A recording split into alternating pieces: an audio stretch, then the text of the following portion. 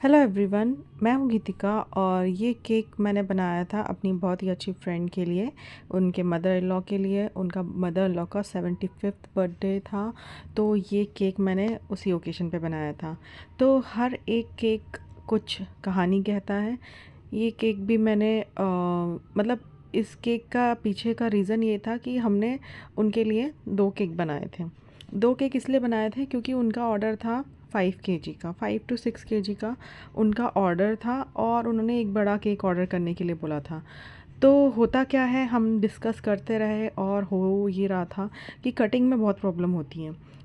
जब हम केक सर्व करते हैं तो जो बड़े केक्स होते हैं, राउंड केक्स होते हैं, 2 टियर केक्स होते हैं, उनको कट करना, सर्व करना थोड़ा सा डिफ़िकल्ट हो जाता है। अगर एक्सपर्ट्स हैं तो कोई बात नहीं, अदरवाइज़ जो नॉर्मल हैं हम लोग तो उनको समझ में नहीं आता है कि किस तरह से कटिंग की जाए ना, गोल केक की, राउंड वाले जो होते हैं। तो इस तरह के जब हम बनाते हैं ना केक रेक्टेंगुलर शेप में, तो इसको कटिंग और सर्विंग के लिए बहुत इजी हो जाता है। तो हमने ये डिसाइड किया कि हम 2 केक बनाएंगे उनकी मदर इन लॉ के लिए और एक केक हम उनको कटिंग के लिए रखेंगे। जो हमारा केक ऑफ द डे था उसका भी वीडियो मैं बहुत जल्दी अपलोड करूँगी। वो बहुत ही प्यारा बना था वो केक, और ये हमने सर्विंग के लिए रखा था कि हम जब सर्व करेंगे तो इसमें से कटिंग पीसेस करेंगे तो इजीली कट हो जाएगा। बेसिकली ये चॉकलेट केक था, चॉकलेट केक था, और ये मैंने गनाश थोड़ा सा यूज़ किया था वाइट क्रीम में। तो वाइट वनीला क्रीम में गनाश यूज़ करके आप चॉकलेट की फिलिंग कर सकते हैं। इसके अलावा चॉकलेट की क्रीम भी रेडीमेड आ जाती है, मार्केट में अवेलेबल है। जो फ्रोज़न क्रीम हम यूज़ करते हैं वो भी आप यूज़ कर सकते हैं। बट जो गनाश के साथ हम यूज़ करते हैं ना क्रीम को, उसका फ्लेवर ही अलग होता है। मतलब वो एक मूज़ का टेक्सचर देती है आपको, मूज़ क्रीम जो होती है, चॉकलेट मूस क्रीम। तो हमने ये उसी फ्लेवर में दिया था इसको। मैंने एक दिन पहले इसको रेडी करके रख दिया था, मतलब मैंने क्रम कोटिंग कर दी थी, क्योंकि क्रम कोटिंग करने के बाद जब हम फाइनल कोट करते हैं तो बहुत अच्छे से हो जाता है। और वैसे भी जब हम एक दिन में 5 किलो केक बना रहे हैं तो ईजी नहीं होता एक दिन में सब कुछ काम करना। बेकिंग भी, क्रम कोटिंग भी, फाइनल आइसिंग भी और डेकोरेशन भी। बहुत ज़रूरी है कि आप एक दिन पहले ये सब काम कर लें, तो सेकेंड डे के लिए आपको, फाइनल डे के लिए थोड़ा काम कम हो जाता है।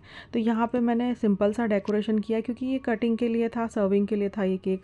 तो हमने यहाँ पे थोड़ा सा येलो क्रीम यूज़ कर लिया है ऊपर, और थोड़ा सा मैंने पिंक क्रीम से इसको इस तरह से स्प्रेड कर दिया है। आजकल ना सिंपल डेकोरेशन बहुत अच्छे हो लग रहे हैं, फॉन्डेंट ज़्यादा लोग पसंद नहीं करते हैं। सिंपल एंड सोबर बहुत अच्छा लगता है, केक भी, डिज़ाइन भी। तो इस तरह के डेकोरेशन आजकल बहुत चल रहे हैं, और आर्टिफिशियल भी डिज़ाइन ज़्यादा करके चल रहे हैं। तो हम यहाँ पे डिफरेंट डिफरेंट टाइप के स्टार नोज़ल यूज़ करने वाले हैं।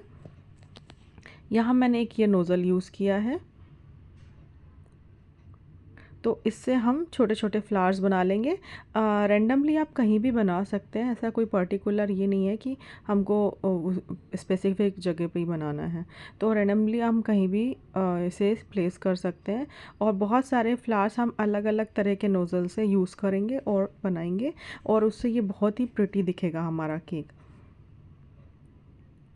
ये मैंने स्टार नोज़ल लिया है और ये स्मॉल नोज़ल है, जिससे हम छोटे छोटे फ्लावर्स बनाएंगे।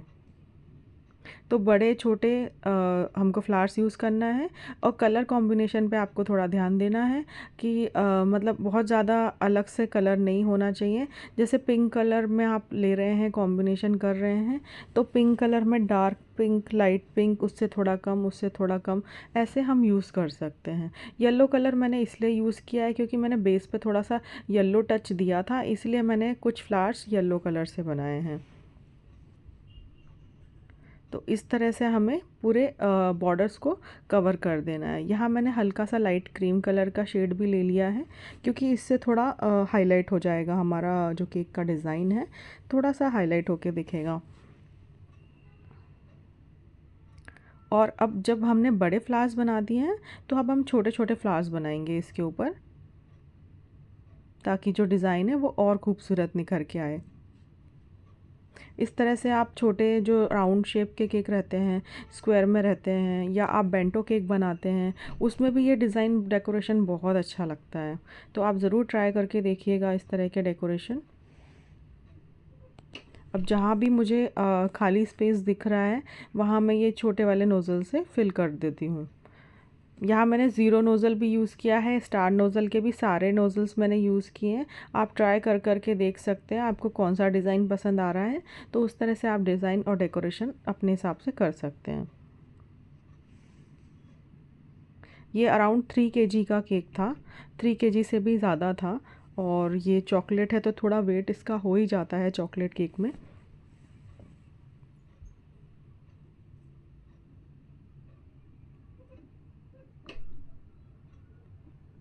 यहाँ आप कोई भी फ्लेवर ले सकते हैं, ज़रूरी नहीं है कि आपको चॉकलेट फ्लेवर लिया है तो उस हिसाब से डिज़ाइन करनी है। आप डिज़ाइन और डेकोरेशन कोई भी कलर क्रीम यूज़ कर सकते हैं। केक हमेशा फ्रेश ही बनाएं, जब भी आप क्रीम यूज़ करें तो वो भी फ्रेश होनी चाहिए, अदरवाइज़ थोड़ा सा टेक्सचर में फ़र्क आ जाता है। तो आप बेकिंग आप एक दिन पहले कर सकते हैं, क्रम कोटिंग एक दिन पहले कर सकते हैं, पर फाइनल जो कोट होता है आइसिंग का वो आपको उसी दिन करना है जिस दिन आपको केक क्लाइंट को देना है। यहाँ मैं थोड़े स्प्रिंकलर्स यूज़ कर रही हूँ। वाइट पर्ल्स मेरे पास थे और ये 2-3 साइज़ में आते हैं स्प्रिंकलर्स। एक मतलब एक ही साथ आप ले सकते हो, अलग अलग लेने की ज़रूरत भी नहीं है। तो वो मैंने स्प्रिंकलर से इसको डिज़ाइन डेकोरेशन कर दिया है। यहाँ पे मैं एक हैप्पी बर्थडे का सिंपल टैग ले रही हूँ, ये आपको मार्केट में मिल जाएगा। और इसका मैंने जो नीचे की होती है डंडी वो थोड़ी सी मैंने तोड़ दिया है क्योंकि बहुत बड़ी होती है वो, क्योंकि जब हम केक में ऐसे स्टिक करते हैं सीधा तो उसके लिए होती है।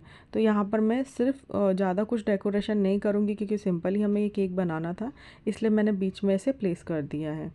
तो इस तरह से भी सिंपल केक लुक वाइज देखा जाए तो बहुत सुंदर लगते हैं और ज़्यादा कुछ है भी नहीं इसमें डेकोरेशन। हाँ, पर मेहनत ज़रूर लगती है, थोड़ी सी मेहनत तो लगती है अगर किसी चीज़ को अच्छा बनाना है, अच्छा दिखाना है।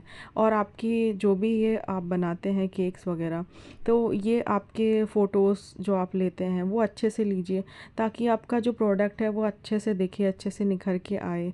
तो जो है क्लाइंट्स आगे आपको उसी बेस पे आपको आगे ऑर्डर आते हैं। अगर आप फ़ोटोज़ अच्छे से नहीं लेंगे तो फिर आपको ऑर्डर्स भी उस हिसाब से नहीं मिलेंगे क्योंकि क्लाइंट वो काम देख लेते हैं, उनको आपके काम देख के ही आपको ऑर्डर दिए जाते हैं।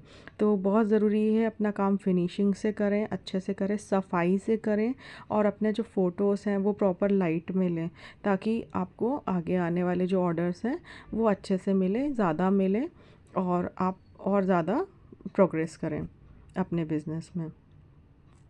और जो भी लोग मुझे क्लासेस का पूछते हैं तो क्लासेस मैं अभी फ़िलहाल नहीं ले रही हूँ, मैं अभी सिर्फ ऑर्डर्स ही ले रही हूँ। तो ऑर्डर्स भी मैं अपने 2-3 दिन पहले ले लेती हूँ।